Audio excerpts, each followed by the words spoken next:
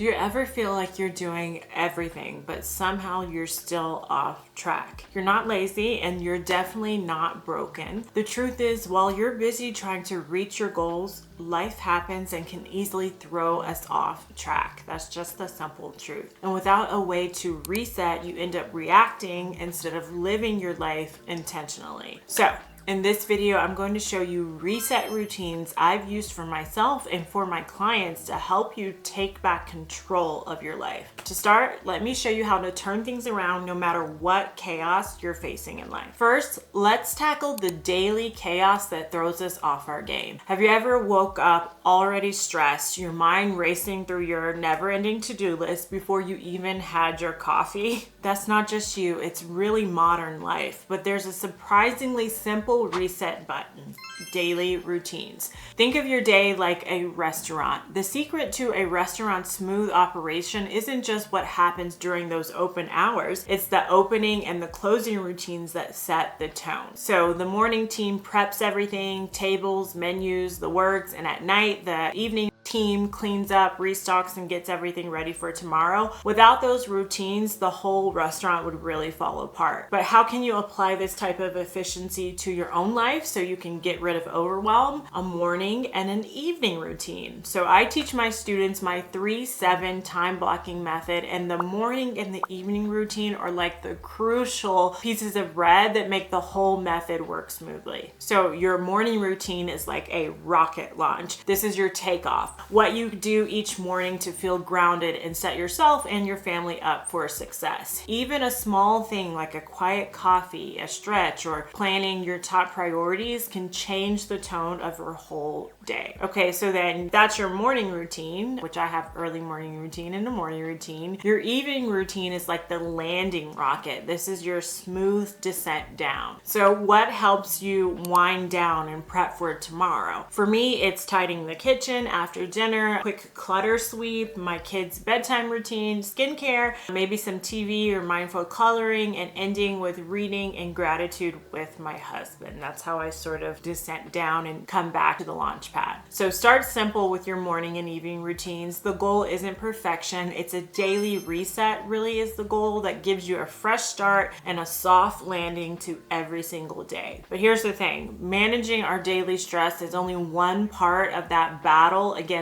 life's chaos. Next, I'm going to show you how to handle all the other life chaos that can leave your brain feeling fried. So when I first became a mother, I went from a busy workaholic who could just power through to someone juggling family, a home, and a big career. Suddenly, my old tricks like buying a cute new planner, they just didn't cut it for me anymore. I needed a real system. And it wasn't until I built a weekly reset routine that things started to click for me. And then when I shared this with other moms that I was coaching, it worked for them too. And that's when I knew I had something powerful that can probably work for you too. So let's talk about your weekly reset routine. If you only take one thing from this video, let it be this, because it can truly change your life. Your weekly reset routine should include 3 major activities and does not have to be done all in the same day. In fact, I do mine over Friday through Sunday. The first one is my weekly review. So weekly review, this is your chance to get everything out of your head and onto paper or on your screen. I do mine on Fridays, and I use my Getting Things Done weekly review checklist, which you can get a free Notion checklist down below. For time's sake in this video, your weekly review should include capturing all the to-dos and ideas you might have laying around or in your head. And then you're going to organize those items for actionability. After you do that, you're going to prioritize which tasks need to be done in the coming week and then schedule all the others. I also take time to do other things during my weekly review, like track my goals, track my habits, and then you end with engaging with what you just processed in your weekly review, which leads me to the second activity in your weekly reset, which is weekly planning. So weekly planning is right after my weekly review. I spend about 20 minutes time blocking and scheduling the most important tasks. I reflect on last week's wins and challenges, and then I set my intentions for for the week ahead. It's like giving my week a roadmap. And then 3 are weekly non-negotiables. These are the anchor points that keep your life running. For me, that's meal planning, grocery shopping, meal prep, laundry, my home blessing hour, and self-care. So for you, start by picking 1 or 2 non-negotiables and then build out from there. The goal isn't perfection, it's progress, and it's really peace of mind is the goal. But even with all this in place, what happens when you fall off track with your goals? Next, I'm going to show you how to reset when life throws you off course with your goals. So let me give you a reset routine that puts achieving your goals on autopilot. Have you ever walked into a room with a purpose and then when you got there, you totally forgot why you came in there in the first place? That's what it's like setting these big goals and letting life throw you off track. Like you had the best of intentions, just like going in that room, and then all of a sudden you forget why you're there. Even with the best of intentions, we can sometimes forget our purpose and the why behind our hustle. And then the next thing you know, you're completely off track with your goals. Here's how you can use a monthly reset to put your goals on autopilot. Step 1,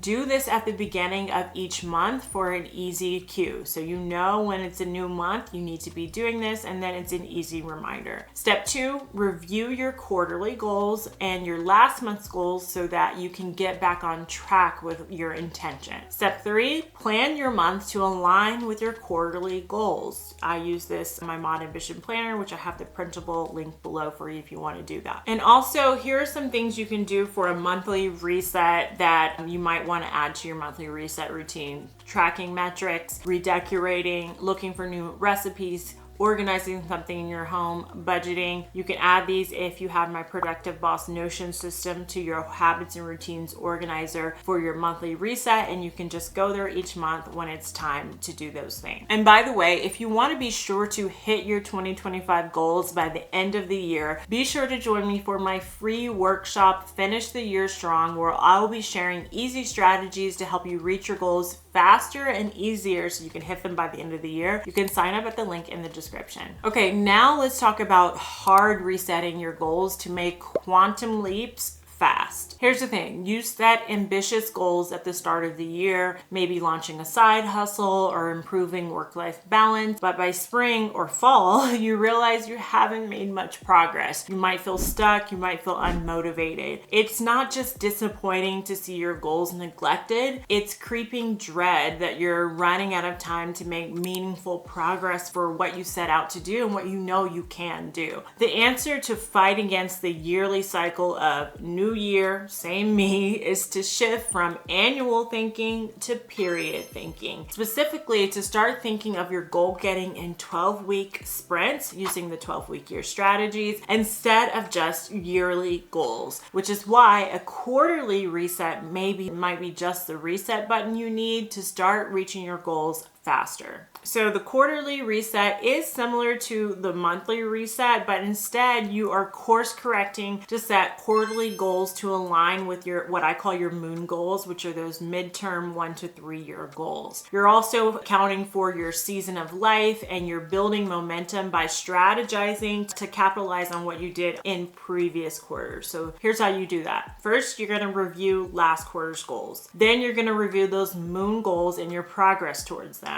Then you're going to take stock of the season and priorities of this coming quarter, and then you're going to streamline your efforts according to all of that. But we want to make sure all this effort and grinding continues to serve our highest self, our evolving self, the God that I believe lives within us all. So let me show you how you can do that. Every reset routine so far has been in service of those biggest dreams, but if our desires change, how do we reset to make sure we're accounting for that change and how our highest self is evolving? So let's talk about that. The answer lies in your yearly alignment ritual. I started doing a yearly reset routine in my early 20s, and it just may be the common denominator in all my successes, from getting my PhD to getting married to getting our dream house to even getting our beautiful babies. These all started as seeds planted during my yearly reset ritual. So here's how to do your own, what I call becoming reset ritual of your own. I like to incorporate things like rest and relaxation, gratitude, and spiritual alignment. I review my sun goals, those 5 to 10 year goals, and then I set my moon goals, those 1 to 3 year goals. Now, these reset routines are just a small part of my life organization system. If you want to learn an easy way to organize your entire life, I want you to watch this video next. Thanks so much for joining me, and cheers to planning, manifesting, and enjoying your dream life. Namaste.